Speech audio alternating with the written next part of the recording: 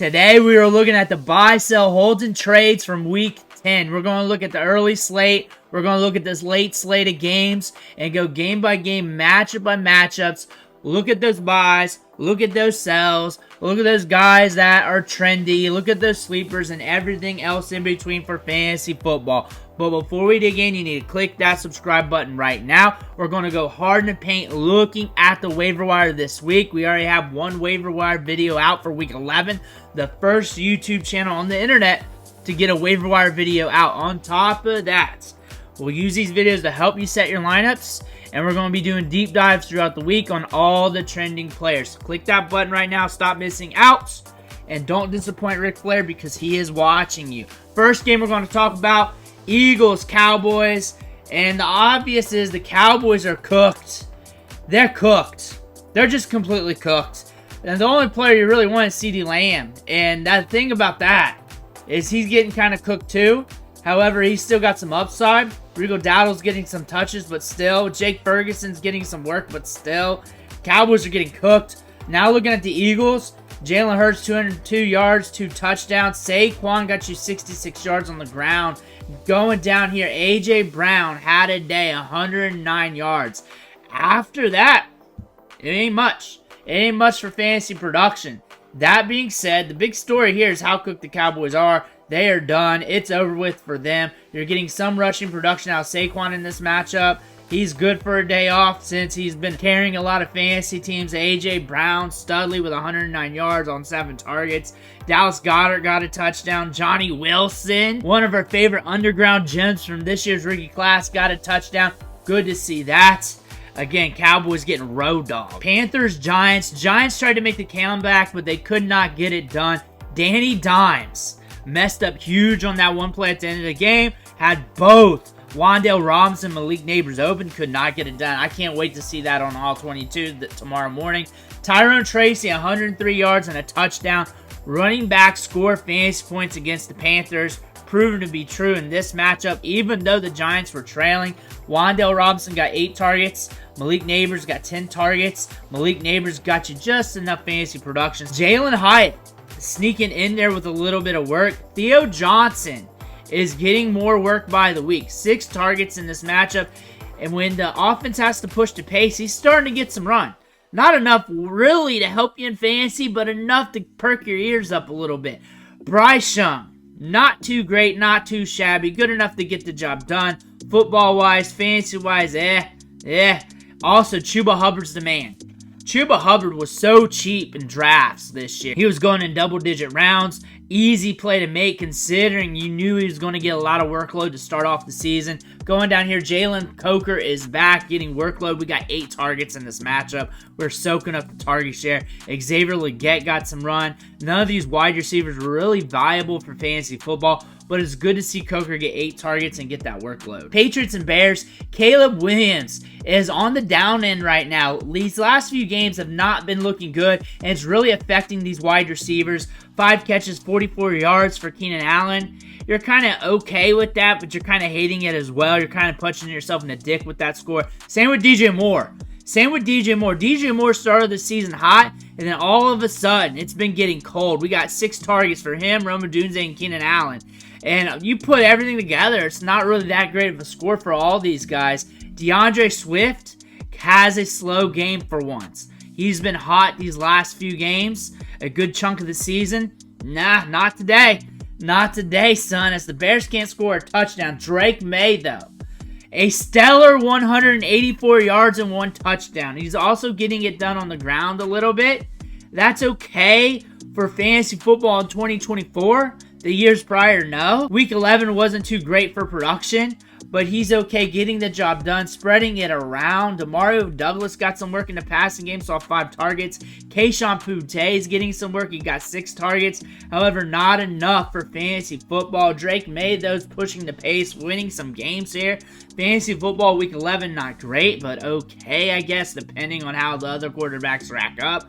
But still, for a rookie, he's hanging on pretty good. he's been pretty good week to week. Ramondre Stevenson, 74 yards, no touchdowns, not much work in the passing game, just 1 catch for 3 yards. Still, that's a low point. Drake May spreading the ball around so much that's hard to really rely on these wide receivers. Bills and Colts. And the story of this game was how bad Flacco was in some of these moments. Threw 3 interceptions, got sacked 4 times, 272 yards, 2 touchdowns. Jonathan Taylor, 114 yards, so 11 fantasy points right there just off the rip. A.D. Mitchell is back. We're starting to get volume. We're starting to blow up the box score. Back half of the season, this might be his run. Alec Pierce got a little bit of run in this game as well. Josh Downs getting volume. The game script pushed this as well as they were playing from behind, which was great to see. When you saw those picks, you kind of got excited for the wide receivers when that was happening. Going over to the Bills side, our boy Mac Hollins, the guy that does not wear any socks. Mac Hollins, 4 catches, 86 yards. We said he was the Keon Coleman replacement, and he is. If you're hurting in a 16-team league or more, this is your guy you may want to look at because the wide receivers are probably decimated. Like A.D. Mitchell's probably already picked up. In that deeper league, you may want to be looking at Mac Hollins. Khalil Shakur, 6 catches, 58 yards. On top of that, we're looking for Dalton Kincaid. Not much there. Dawson Knox, just a little bit of something.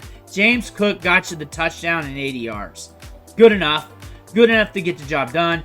Josh Allen got you some rushing production, 50 yards and a touchdown, and 280 yards passing.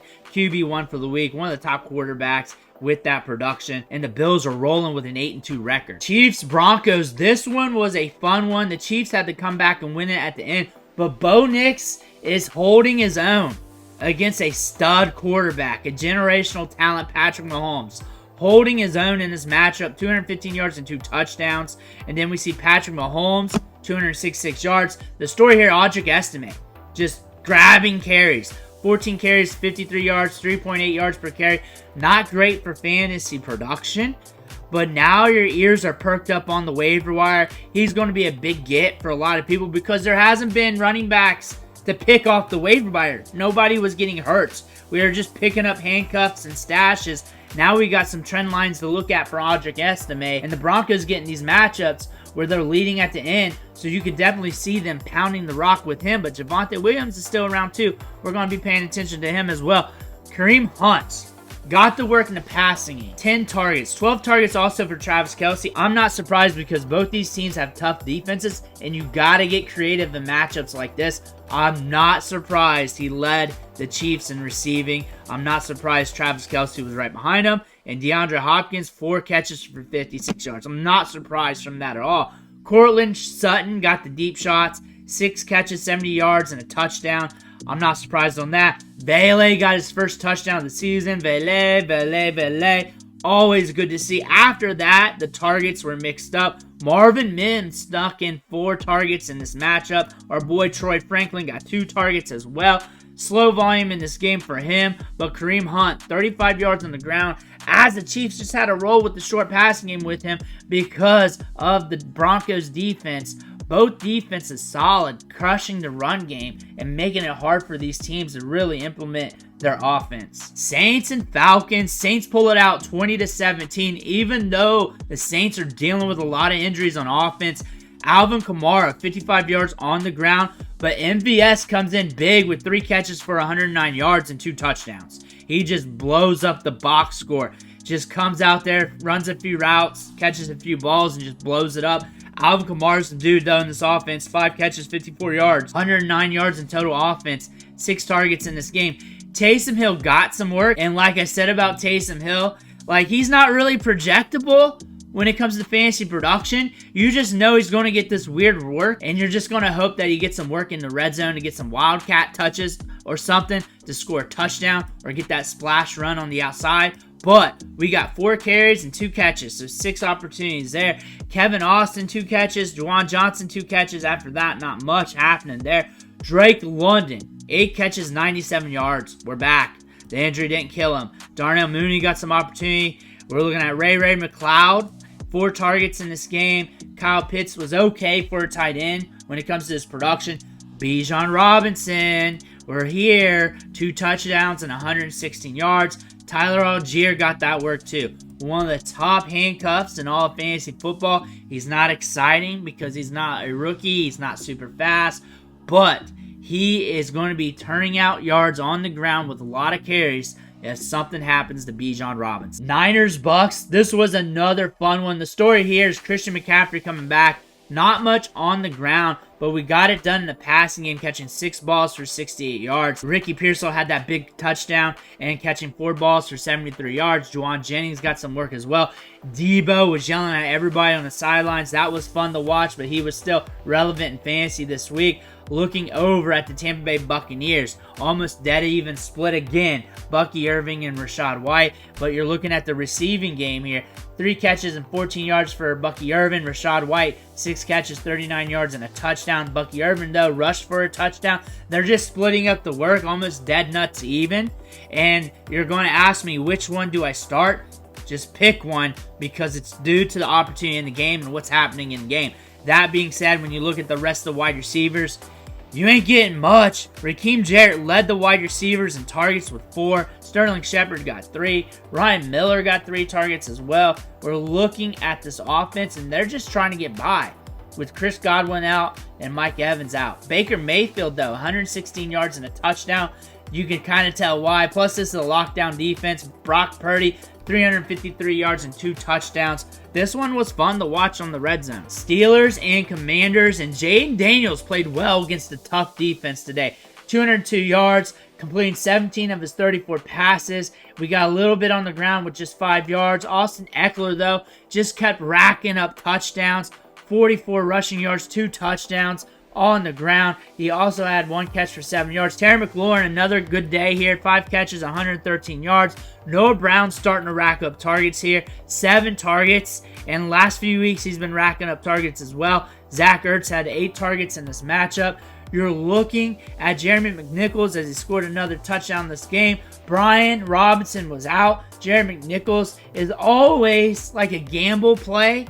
If you're really hurting, like a 16-teamer, 18-teamer, 22-teamer, whatever the hell you're playing it, for your lineups, if you're really hurting that bad at running back. Jaylen Warren got 14 carries in this game.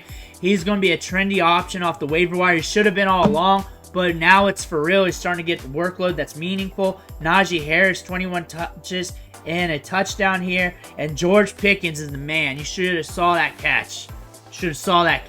That touchdown was nasty. Mike Williams got a little bit of work and a touchdown here. That's good to see him infused into the offense this early. I want to see his route participation rate. We're going to talk about that on the waiver wire show because we're going to be talking about him and the volume because Russ is cooking a little bit. 195 yards and 3 touchdowns. We got 3 touchdowns. Not a lot on the yardage, but he's cooking a little bit. Jaden Daniels, though, against the Steelers defense, a lockdown defense, was able to churn it out. 28-27 Steelers, they get the win. They're 7-2 right now. Between the 2 quarterbacks, Justin Fields and Russell Wilson, they are 7-2. Vikings, Jaguars, and this one was ugly fun. We had Mac Jones back there with 2 interceptions and 111 yards. If you were watching Twitter while this game was going on, some people were acting like he was putting up an all-pro performance. Travis Etienne, 11 carries, 44 yards. Meh. Kind of like we were saying, we're probably going to get meh production out of these running backs. Evan Ingram got 8 targets in this game, 6 catches, 40 yards. After that, he did not want any of the pass catchers from this team. It was not good. And then on top of this, Aaron Jones got hurt, came out, but came back in really late in this game. Cam Akers is going to be the handcuff here. You want to watch Aaron Jones just in case that injury creeps back up middle of the week. I doubt it, but you still want to watch. Cam Akers, though, is the handcuff here if you want it. I don't know if you do in a 12-team league or less, maybe 16-team or more. But Sam Darnold here, 241 yards, 3 interceptions. This was an ugly game, but it was beautiful at the same time because TJ Hawkinson's back. 9 targets. We're getting volume. This proves that we can get volume with Sam Darnold. Josh Oliver also getting volume in this matchup. He's got good size, adjusted athleticism. I would not be surprised if he becomes a sneaky game in some key matchups down the line.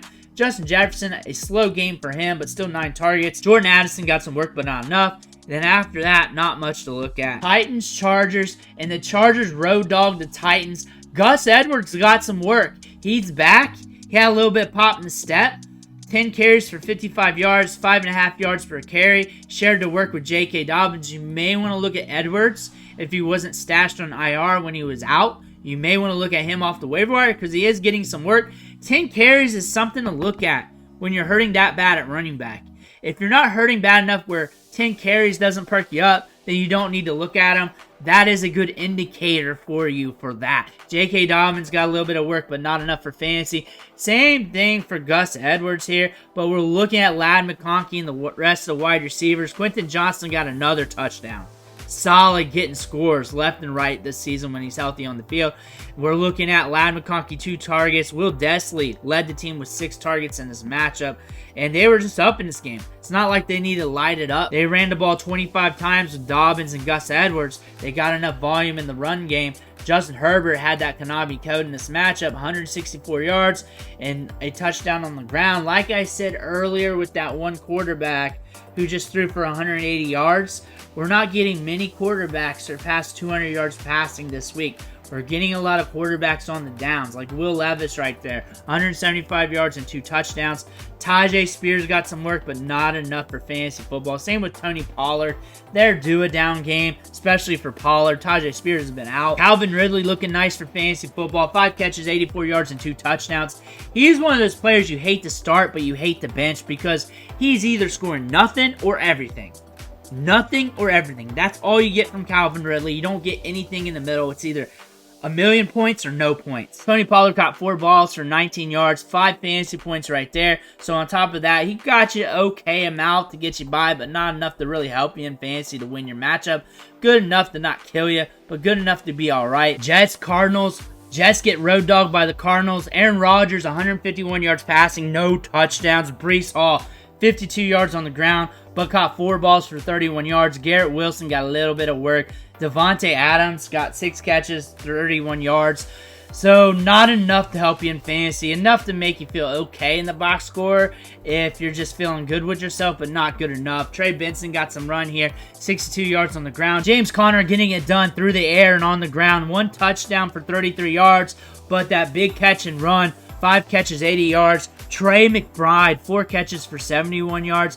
Marvin Harrison Jr. got a touchdown and got you 10 extra fantasy points on top of that with 5 catches and 54 yards. 10.4 if you want to be exact, like a Karen. Trey Benson, 2 catches, 25 yards. Michael Wilson got a little bit. Elijah Higgins snuck in there. And Greg Dortch has been a bust. Greg Dortch has been a bust. It's been week 1 and then bust for the rest of the season. But the Jets, you traded for Devontae Adams and you're getting this. You're 3-7, you mortgaged your future, and you're getting this. You have young assets like Breece Hall and Garrett Wilson, and you're getting this. You might as well have Zach Wilson back if you're going to be 3-7 this late in the season and have this kind of production. And that's the recap from the Week 10 games. Let me know what you think in the comments below. Make sure to hit that subscribe button on the way out. Thank you for watching. Catch you on the next video.